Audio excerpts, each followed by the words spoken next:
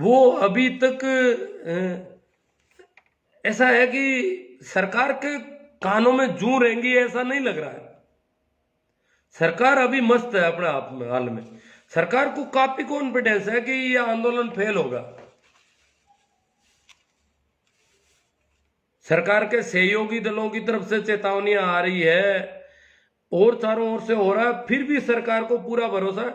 आज तो दिल्ली की जो टैक्सी यूनियन है उसने भी चेतावनी दे दी कि हम हड़ताल कर देंगे, अगर किसानों से वार्ता नहीं की और समय पर समाधान नहीं किया तो हम हड़ताल करेंगे दिल्ली में किसानों के पक्ष में। तो किसानों के पक्ष में काफी कुछ है, फिर भी सरकार अभी भी इतने कॉन्फिडेंस में कि पता नहीं इसके पास कौन सा तुरुप का पत्ता चलेगी, ये कुछ और करना चाहती है। क्योंकि सरकार अपन जानते हैं शुरू से ही हजार तरह से कोशिश करती आई है। ये वही सरकार है जो कहती थी कि एमएसपी पर किसी भी प्रकार की आंच नहीं आएगी। किसानों की मांग ही एमएसपी है और वो कह रहे हैं कि एमएसपी पर कोई आंच नहीं आएगी। तो एमएसपी पर आंच नहीं आएगी तो आज बात हो रही है कि कमेटी गठित की जाएगी एमएसपी पे। जब एमएसपी पर कोई आंच ही नहीं आ रही तो कमेटी गठित करने का कैसे सवाल हुआ? ये दो ही बातें कहां से आ रही है? ये वही सरकार है जो कहती थी कि ये किसान नहीं कर रहे हैं आंदोलन, ये आड़तीय कर रहे हैं, आड़तियों का नुकसान हो रहा है। जो मंडी वाले आड़तीय हैं, दलाल हैं, बिचौलिए हैं, बिचौलियों को जरूर नुकसान हो रहा है। बिचौलिया समाप्त कर रहे हैं हम। सरकार कह रही है बिचौलिया किसान को नुकसान दे रहा था, इसलिए किसान को सीधा फायदा दे रहे हैं। और बिचौलिए जो है वो नाटक कर रहे हैं पंजाब में, और जहां कहीं भी हो रहा है वो बिचौलियों का है, बाकी किसानों का कहीं नहीं है। अब इनको पूछो, वो देख लो वो कौन आए हुए बैठे हैं, उनको आइडेंटिफाई कितने से उसमें आजकल कह रहे हैं कुछ भोले किसान भी आ गए साथ में। पता नहीं कुछ भोले किसान है या सभी किसान है, क्या है मामला? और कितने किसान भोले हैं कितने समझदार है, ये भी बड़ा टेढ़ा मामला है।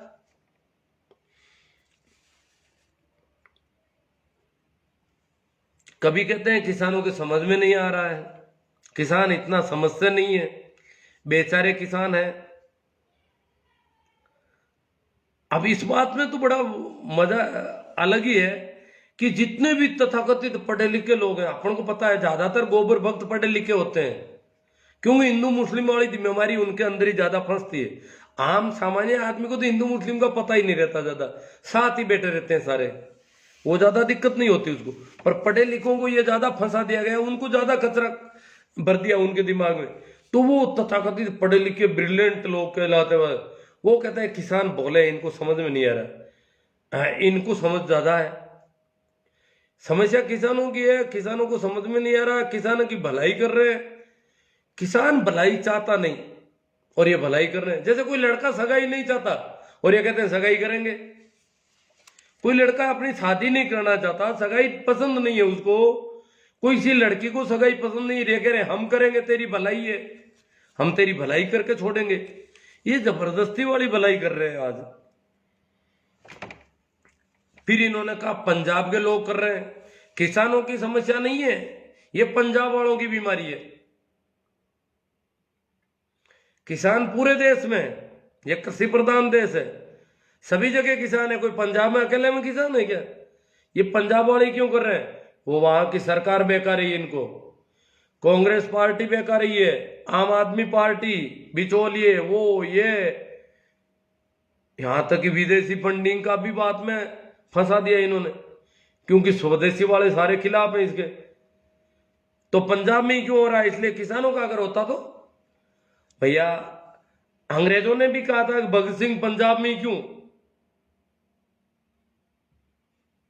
हमारा राज गड़बड़ नहीं है। अंग्रेज कहते थे हमारा राज सही है। जलियांवाला कांड पंजाब में ही क्यों? जलियांवाला बाग में पंजाब के लोग इकट्ठे होकर के मीटिंगें कर रहे हैं, सरकार के खिलाफ षड्यंत्र कर रहे हैं, ये पंजाबी लोग गड़बड़ है। बाकी पूरा देश राजी है अंग्रेजों से, हमारा राज उत्तम कोटि का है, हमारी सरकार अच्छी है और इसलिए हमारी सरकार से, हमारे विकास से पूरा देश राजी है। ये पंजाब वाले गड़बड़ कर रहे हैं, यहाँ ये भगत सिंह गड़बड़ कर रहा है या जलियांवाले बाग में इकट्ठे हो रहे हैं, तो इसलिए पंजाब को थोड़ा मारो पीटो दबाओ, ये पंजाबी गड़बड़ है।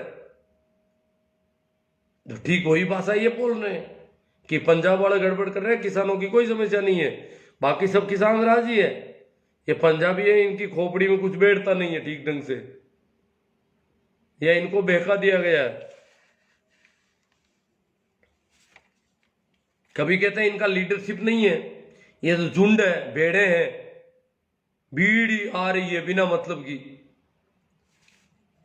इनकी लीडरशिप नहीं है, तो ये कैसे आ गए यहां तक?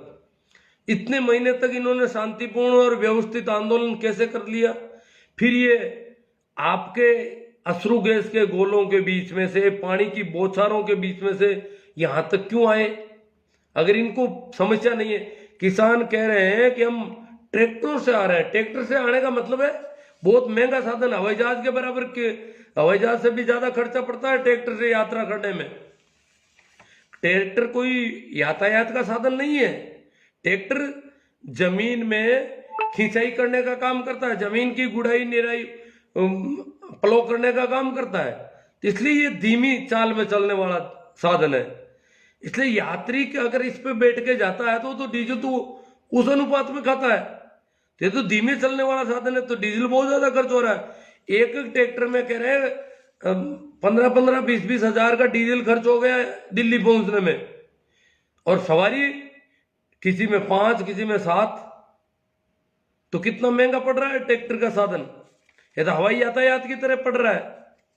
तो मतलब इतना महंगा, इतनी पानी की बौछारें, इतना सब कुछ करके वो आना चाहते हैं, इसका मतलब वो सब समझ रहे हैं थोड़ा बहुत नुकसान होता तो भी रवाना करना बड़ा मुश्किल होता है, पर वो मन से आ रहे हैं, सभी तन मन और धन से आकर के बैठ गए, जम गए। अब हरियाणा वाले खड़े हो गए, हर घर से एक आदमी हरियाणा में तय हो रहा है, मीटिंगें हो रही है, यूपी वाले आ गए, एमपी वाले आ गए, राजस्थान, दिल्ली चारों ओर से गिर चुकी है, फिर भी अभी इनको भरोसा है कि हम इसको कुछ कर देंगे, कोई षड्यंत्र हमारा होगा।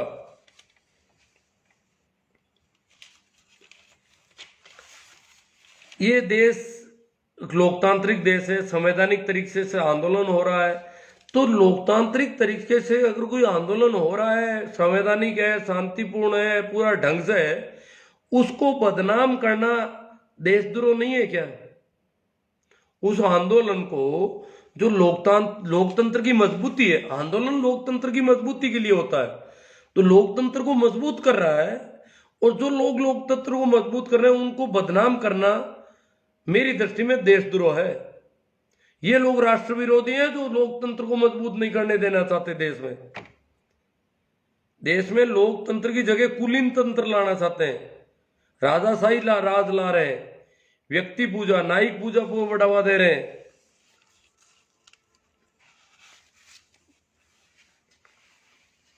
देश के कुछ संगठन हैं जो छोटी छोटी बात पर तिल का ताड़ बढ़ा देते हैं, बजरंग सेना, बजरंग दल, विश्व हिंदू परिषद, ऐसे बहुत सारे संगठन हैं जो छोटी सी बात हो जाओ, कहीं हिंदू मुस्लिम का तो नाम आया नहीं, बस मंदिर मस्जिद की बात हुई नहीं, बस उखड़ जाते हैं, पूरी तरह से नाचने लगते हैं पूरे देश की छाती पर।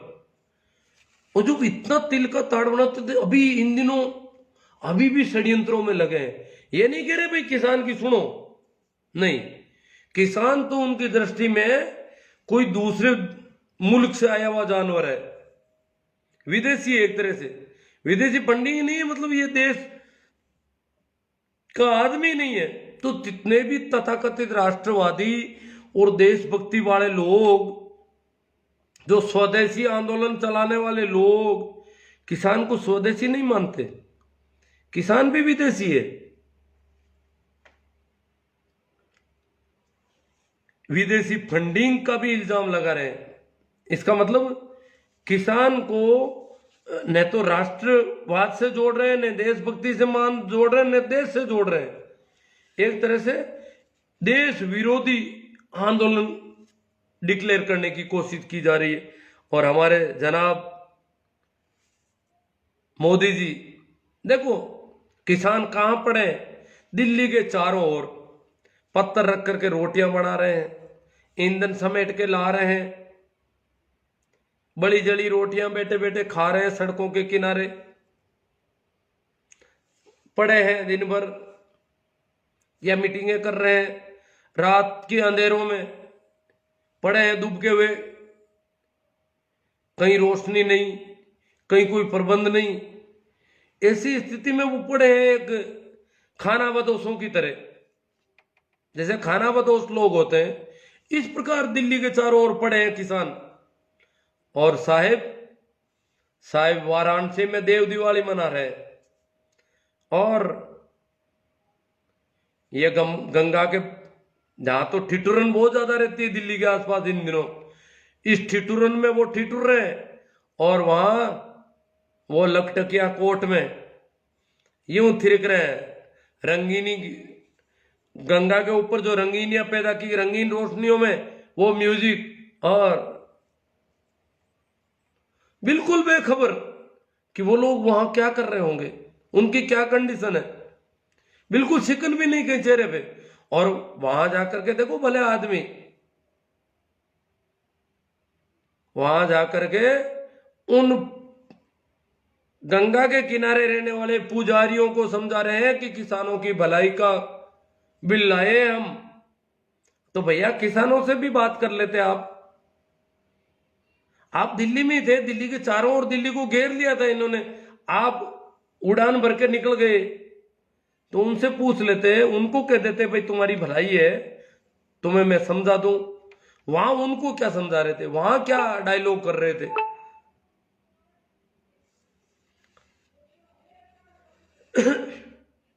3 दिसंबर को वार्ता करेंगे, 3 दिसंबर तो आ गया, इतने दिन ये पड़े रहो, ये तो महीनों पड़े रहते हैं। किसानों का तो क्या, वैसे भी खेतों में पड़े रहने वाले हैं, सारे किसानों का पूरा एकदम व्यवस्थित है। और कई किसानों से बातें हो रही है, सुनने में आ रहा है इधर उधर पीछे जो खेती का काम है दूसरे अड़ोसी पड़ोसी किसानों ने संभाल लिया है। जो भी दिल्ली गए हैं उनके अड़ोसी पड़ोसी किसानों ने कह दिया कि आप निश्चिंत रहें, लड़ाई जीत कर आनी है, और दुश्मन जो कायदे से तो देश की सत्ता है, परंतु हमारे साथ अभी कुछ गलत व्यवहार कर रही है। और सर छोटू राम ने जो मंडी से चंगुल से निकाल के एमएसपी दिलवाई थी, तो छोटू राम ने कहा दुश्मन को पहचान ले, दुश्मन कौन है। तो पंजाब के लोगों ने सीधा मान लिया है कि कोई हमारा दुश्मन है जो हमारा हित नहीं चाहता, किसी और का हित चाहता है, इसलिए हमारे साथ ऐसा कुटाराघात कर रहा है। और उनको कह दिया सचेत रहना, डरना मत, हारना मत, लंबी लड़ाई लड़ लेना, परंतु बेकाबू में मत आना। आज इन्होंने कमेटी गठित करने की बात की, किसानों ने ठुकरा दी। किसान इतनी आसानी से कुछ इस बार बड़े समझ से काम ले रहे हैं, परंतु ये भी कम नहीं है।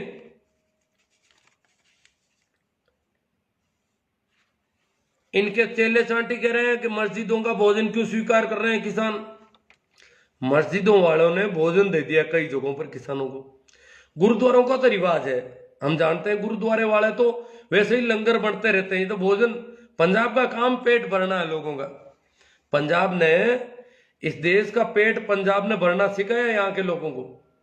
ये देश भूखा था, ये जो पेट के सड़ हैं वो सबसे पहले पंजाब ने भरा है पेट यहाँ के अनाज से। उससे पहले यहाँ पर कई बार भूखमरी आ गई, तो हरित क्रांति पंजाब की आई और उससे अन्न के भंडार बढ़ने शुरू हुए। उससे पहले अन्न के भंडार जैसी कोई चीज नहीं थी इस देश में। और पंजाब वाले रोज खाना देते रहते हैं लोगों को, लंगर बढ़ता रहता है पंजाब का। इनके गुरुद्वारों का सिस्टम है, जो भी आएगा खाएगा। बाकी जो मंदिरों में खाने पीने का कोई सिस्टम नहीं, हम जानते हैं। मस्जिदों में ऐसा मेरे हिसाब से शायद नहीं हो, दरगाहों में है, मस्जिदों में नहीं है। तो दरगाहों में जरूर भोजन बनते हैं, पर मस्जिद वालों ने उनको भोजन दे दिया हो, और उनको भोजन चाहिए था तो कोई भी देता, तो स्वीकार कर लिया, तो क्या गड़बड़ हो गई। ये कह रहे हैं हिंदू मुस्लिम कर रहे हैं इसको कि मस्जिदों का भोजन स्वीकार कर रहे हैं, ये किसान नहीं हो सकते। किसान मस्जिदों का भोजन लेगा क्या? अरे तो किसान तो मस्जिदों में जाते भी हैं भैया, किसान तो नमाज भी अदा करते हैं, वो भी किसान है। पश्चिम उत्तर प्रदेश के आधे से ज्यादा किसान मुस्लिम है,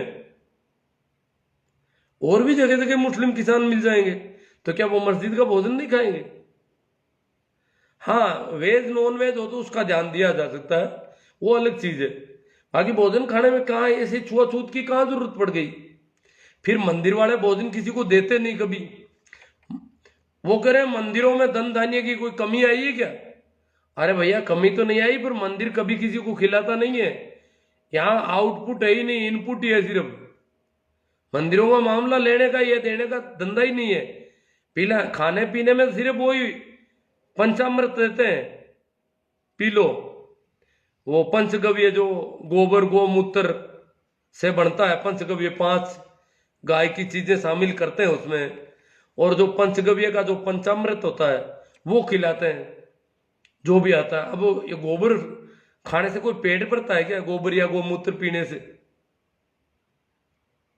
हाँ ठीक है, थोड़ा बहुत तो कोई बात नहीं भाई, धार्मिक होगा इसलिए लोग आचमन कर लेते हैं कि पंचगव्य पंचामृत है। वो कुछ लोग कहते हैं आपने आप धर्म को बदनाम, धर्म बदनाम नहीं कर रहा हूं। पंचगव्य पंचामृत 5 चीजों से बनता है, गोबर गोमूत्र दही दूध और गाय का मक्खन, इन 5 चीजों से, गाय की बनी 5 चीजों से बनता है ये पंचगव्य। तो ये खिलाने पिलाने का रिवाज है यहां तो सिर्फ।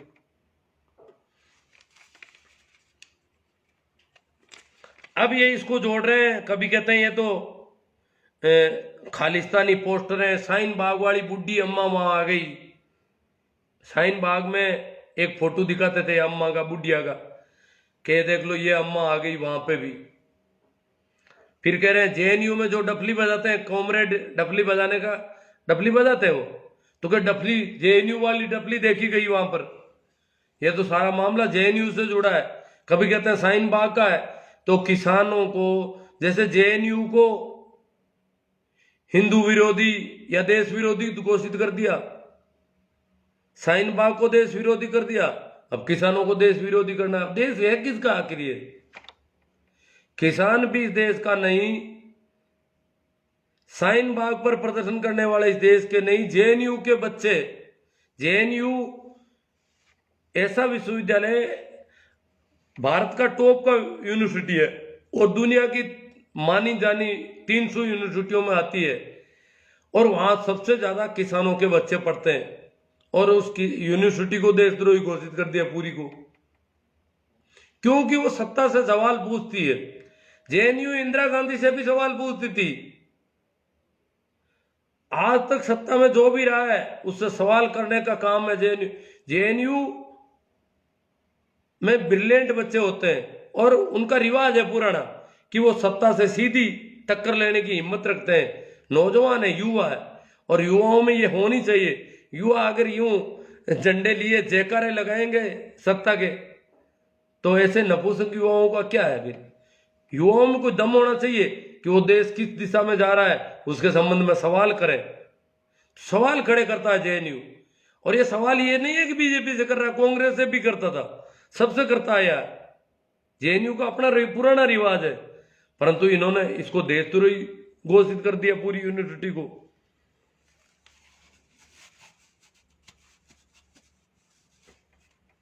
भाई UR बेनीवाल साहब ने एक बहुत अच्छी बात बताई। उन्होंने कहा कि भाखड़ा नांगल जो बांध जब बना था किसानों के लिए, वो एक बहुत बड़ी परियोजना थी। भारत की बहुउद्देशीय परियोजना है। बहुउद्देशीय मतलब उद्देश्य दो, एक से अधिक उद्देश्य हैं उसके। तो भाखड़ा नांगल से ऐसे कई उद्देश्य थे, जैसे बिजली बनाना भी उसका एक उद्देश्य था, सिंचाई करना भी उसका एक उद्देश्य था, और भी ऐसे बहुउद्देशीय परियोजना है। तो किसानों से कहा गया कि आप इसका पानी मत लेना। ये हिंदूवादी संगठनों ने वहां धरने दिए, आंदोलन किया कि ये भाखड़ा नांगल का पानी जो है आपकी फसल को खराब कर देगा, और जो अनाज होगा वो भी किसी काम का नहीं रहेगा, खाने के काम का ही नहीं होगा, क्योंकि इस पानी में से बिजली निकाल ली गई है, इसमें करंट नहीं है, इससे बिजली पैदा हो गई है, तो पानी काम का ही नहीं रहा। पानी में जो करंट था वो इन्होंने काम ले लिया। इसलिए आप जो है किसानों को उकसाने की कोशिश की इन्होंने खूब, और वहां बड़ा दंगा किया।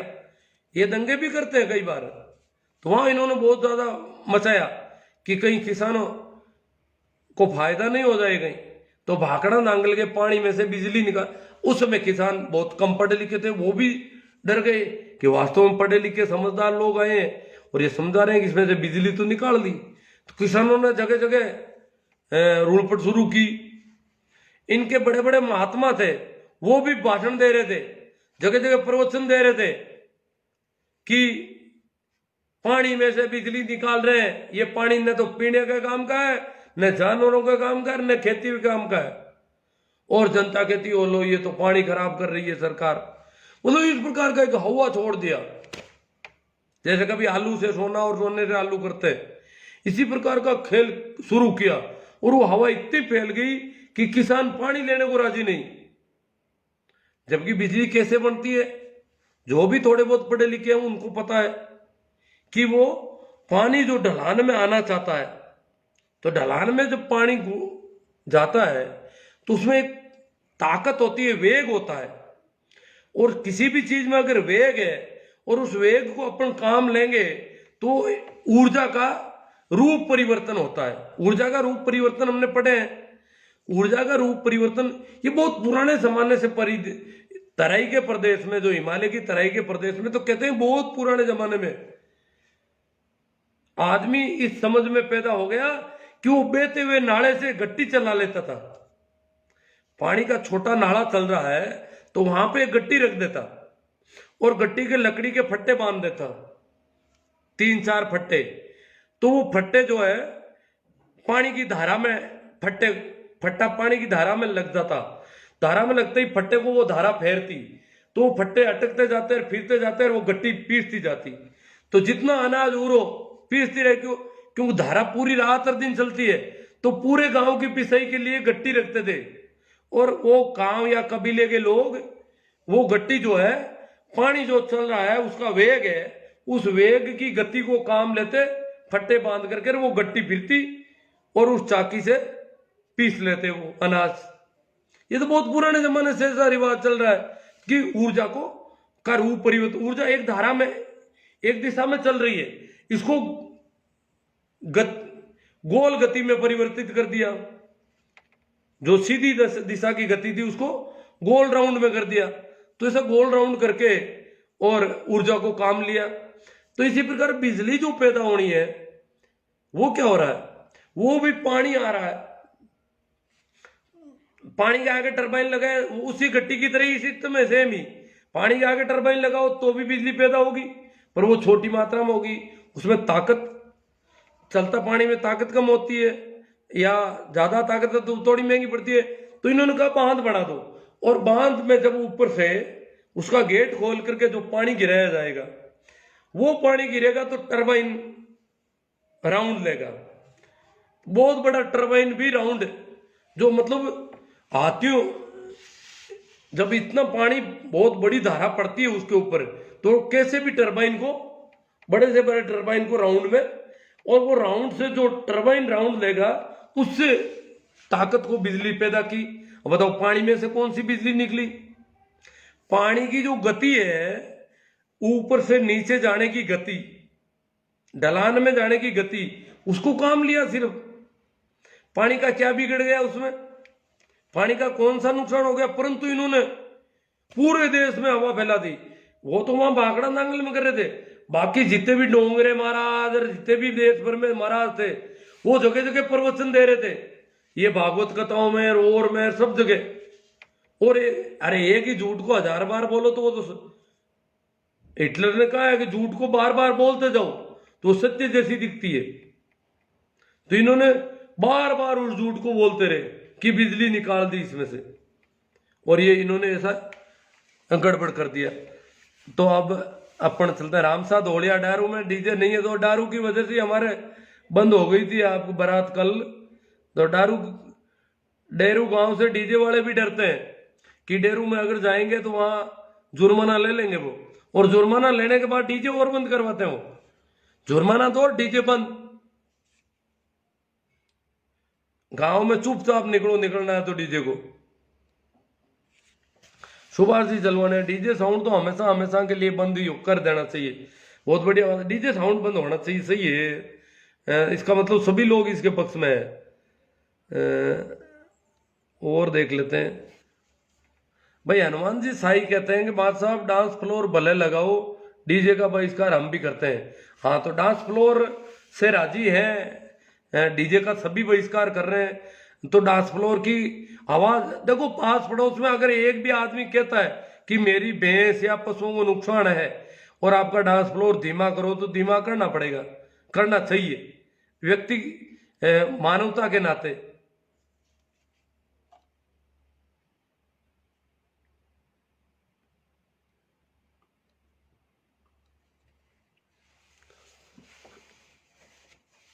हाँ, मैं राम जी निर्मल कहते हैं जो डीजे बजाने के पक्षधर है वो इसका एक भी लाभ बता दो। हाँ, लाभ तो कुछ है ही नहीं, दिख ही नहीं रहा, कहीं लाभ तो दिख ही नहीं रहा है। डी बेरा राम जी भाकर कह रहे डीजे सब तरीके से खतरनाक है। हाँ, बहुत ज्यादा लड़ाइयाँ, दारू, झगड़े की जड़ है डीजे का। मतलब मेरे एक मित्र है अध्यापक जी, उन्होंने कमेंट लिखा डीजे का मतलब है डायरेक्ट झगड़ा है। आजकल तो मौत होने पर भी डीजे बजाते हैं। हाँ, कहीं भी बजा लेते हैं डीजे तो। हाँ, पारस जी चौधरी मानकपुर से बोल रहे हैं डीजे ये तो गलत है। बेरा राम जी लीलड़, बेरा राम जी भाकर, शादी हो, चुनावी सभा हो, ये तो फार्म भरो, नेता आओ, नेता छोटे से मोटा कैसा भी नेता आया नहीं, डीजे नाटक शुरू। नेता एक भी मना नहीं करेगा डीजे बंद कर दो। नेता तो यही चाहता है डीजे होना चाहिए बस। क्यों, नेताओं को तो ऐसे ही चाहिए, डंडेबाज लड़के। रामू राम जी बाजिया, आपकी बात सही है साहब। हाँ, ठीक है साहब। डीजे ना नशा हो गया है लोगों को, डीजे का नशा हो गया है, राम जी बाकल कह रहे हैं। हाँ, ये नशा ही तो गड़बड़ कर रहा है सर। डीजे मतलब डोली जाट हो गए हैं खैर कुछ भी कहो। देवीलाल जी चौधरी, अब क्या डोली लोग है ना जो शादी ब्याह में धीमी धीमी शहनाई बजाते थे, छोटे मोटे म्यूजिक, उनकी कमाई का सारा धंधा फेल हो गया बेचारों का। वो थोड़ा यूं बाजे बजाते हुए चलते थे आगे आगे, उनका तो सारा बिजनेस ही खराब हो गया डीजे की वजह से। ये कह रहे हैं डीजे से रोजगार मिल गया हमें। हरीश चौधरी, क्यों से सभी सहमत हो गए तो डीजे बजाना चाहिए। सभी सहमत हो, सहमत कहां से हो रहे हैं सभी? ये कौन है सभी सहमत होने वाले? हरीश जी चौधरी यार, सहमत तो नहीं हो रहे हैं। करीब करीब आजकल तो प्रत्येक दूल्हे का बाप नाराज है डीजे से, और दुल्हन का बाप भी नाराज है। अब करें क्या बताओ? सहमत अब कोई डर के मारे होते हैं तो बात अलग है। हरिराम जी बाकल कह रहे हैं फ्लोर डांस एक नया तूफान आया है। हाँ, कोई तूफान, कोई तेज आवाज का अगर है तो वो गड़बड़ है, हिसाब का होना चाहिए।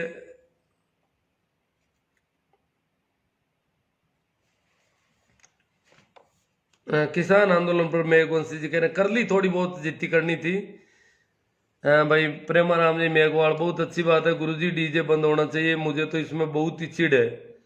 अब चिढ़ तो काम नहीं आ रही है, कर क्या सकते हैं हम? ये देखो, अब तो ये बंद तो होना चाहिए। गांव गांव में मीटिंगें हो और कुछ इस पे बंद का प्रोग्राम बने तो बड़ा मुश्किल मामला है।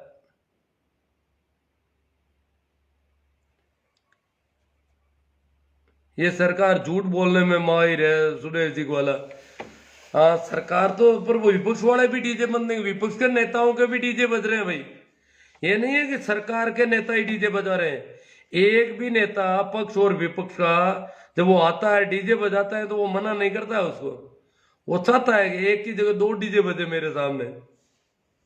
हरिराम जी भाकल, तो सुरेश जी ग्वाला, ऐसे कोई नेताजी हो तो बता दो उनका नाम जो डीजे के मना करते हो। किसानों के समाधान मनोहर लाल शास्त्री के पास है, भेज दो। मनोहर लाल खट्टर की बात कर रहे हैं साहित्य हरिराम जी, खतरनाक आदमी है भाई खट्टर तो। कानून के बारे में बताओ गुरुजी। कानून, डीजे देखो ये नहीं बजाया जा सकता कानून। डीजे जो डीजे व्हीकल है, ये डीजे का न तो कोई रजिस्ट्रेशन है, किसी भी बिना रजिस्ट्रेशन का अगर कोई यान है, गाड़ी घोड़ा है, तो वो सड़क पर चल नहीं सकता। तो डीजे का न तो कोई रजिस्ट्रेशन है, न कोई आरटीओ डीटीओ से इसका कोई कुछ है, कोई अनुमति नहीं, पूरा का पूरा ही गैर कानूनी है। तो इसको तो सीधा ही पकड़ के धरा जा सकता है अंदर। तो कानून के हिसाब से तो ये पूरा ही बंद है।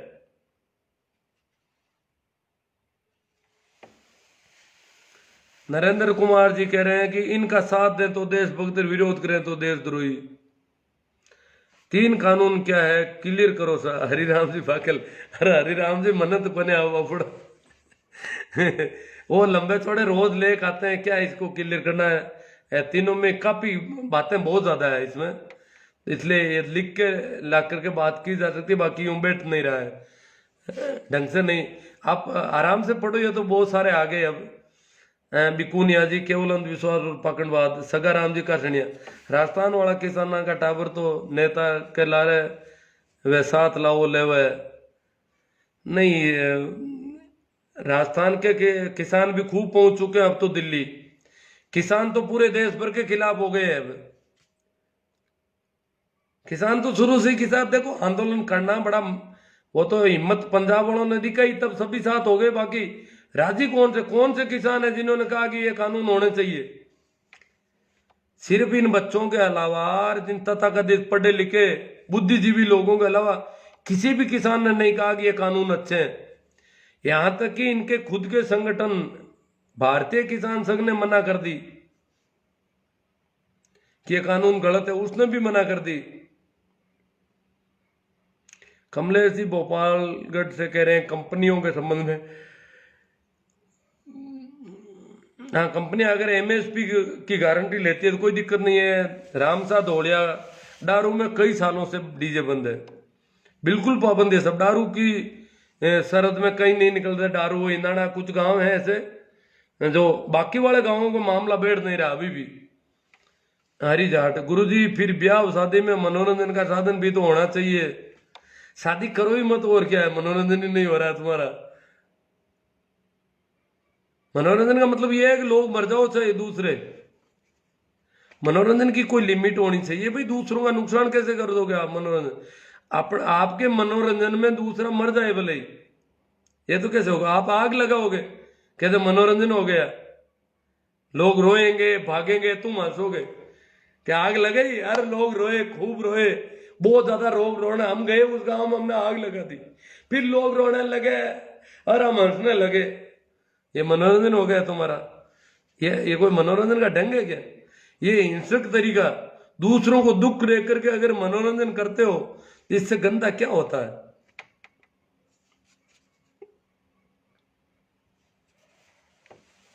हाँ लड़ाई झगड़े खूब होते हैं साहब, दाइमा साहब, दुर्घटनाएं होती है, लड़ाई झगड़े होते हैं।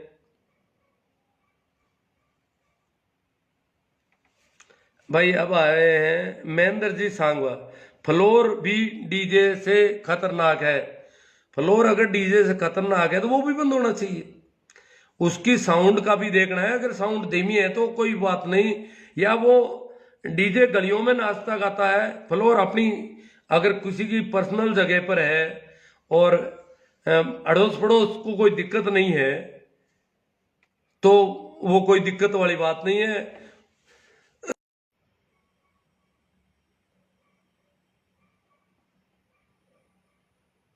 विराट जाट बन, अब जो ये छोकरे जो कह रहे हैं फ्लोर भी गलत है, तो भाई डीजे बंद करते हैं, चलो फ्लोर भी बंद करते हैं, आप राजी हो तो और ही अच्छी बात है।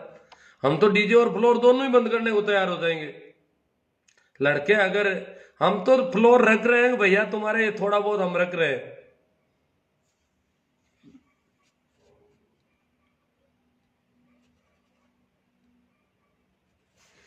महेंद्र जी सांगवा कह रहे हैं भाई डीजे वालों का क्या होगा? तो हम क्या करें भाई डीजे वालों का? ये कोई धंधा है क्या?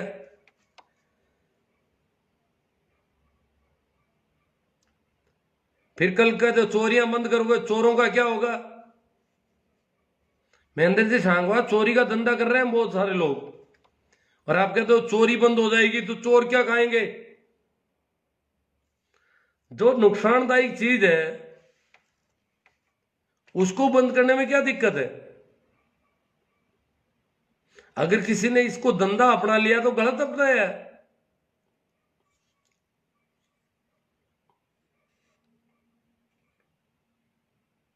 लक्ष्मी नारायण जी बेरो, देश में नया कानून लेकर आओ कि मिडिल क्लास अपनी खुशी के लिए कुछ भी करे वह कानूनी तौर पर गलत होगा।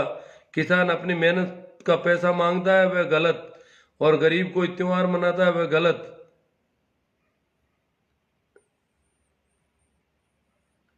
यहाँ के पूंजीपतियों की और हद से ज्यादा बुद्धिजीवियों को मेरा कोटि कोटि प्रणाम। डीजे वालों के खिलाफ भी मृत्युबोध जैसी मुहिम चलानी चाहिए। अब तो मुहिम तो कैसी कैसी चल रही है। हाँ, कमेडिया से बीरबल जी, कमेडिया गांव में पिछले 8 सालों से डीजे बंद है, जिसकी शुरुआत मैंने की थी। बहुत अच्छी बात है बीरबल जी, कमेडिया में बंद है तो बहुत अच्छी बात है आपकी। सुरेश कुमार जी, फालतू का खर्च बंद होना चाहिए। हाँ अजी, खर्च से भी ज्यादा डीजे तो नुकसानदायक बहुत है ना। खर्च तो हो जाए तो कोई बात नहीं, नुकसान ज्यादा है इसलिए लोग नाराज हो रहे हैं। तो सारे कमेडियन 2 दिन से थोड़ी तबीयत नासाज थी और आज थोड़ा ठीक हुआ हूँ। बाकी इतना ठीक नहीं हूँ कि जितना होना चाहिए, इसलिए हमारी बात हो गई है काफी। जैसा भी हुआ है अपन चर्चा कर लेते हैं। अपना क्या है, लोगों को अगर कहीं बैठ भी जाता है, विशेष रूप से आखिर में मैं एक बात और कह दूं, विशेष रूप से युवा पीढ़ी, जवान अगर किसी गांव में 5-7 मजबूत हो और वो कहते डीजे बंद करेंगे, उनके साथ और जवान जुड़ जाए तो डीजे बंद करना आसान है। बुजुर्गों से तो, बुजुर्ग तो कई गांवों में मीटिंगें कर करके देख ली उन्होंने, जवान आते हैं वहां हुड़दंग मचाने लग जाते हैं, वो मीटिंग ही नहीं होने देना चाहते। अब शादी तो इनाना में भी होती है, डारू में भी होती है, वहां भी शादियां, वो डीजे बजाने नहीं देते हैं, फिर भी शादियां हो जाती है।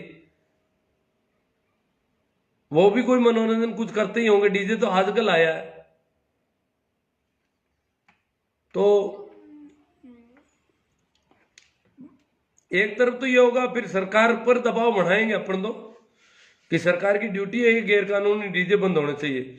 चाहे धार्मिक कार्यक्रमों में हो, चाहे मंदिर बनता हो, मस्जिद बनती हो, चाहे मंदिर का जुलसा निकलता हो, धर्म की यात्रा निकलती हो, चाहे कोई भी पैदल यात्रा हो, चाहे किसी नेता का जुलसा हो, उसमें डीजे बंद होना चाहिए। बस सीधी सी बात है। पहले तो जैसे हमारे नागौर शहर में भी डीजे बजते थे, आज नहीं बजते हैं, क्योंकि वहां के अधिकारियों ने धीरे धीरे बंद करवा दिया इसको। तो शहरों में तो करीब करीब सब में ही बंद है डीजे।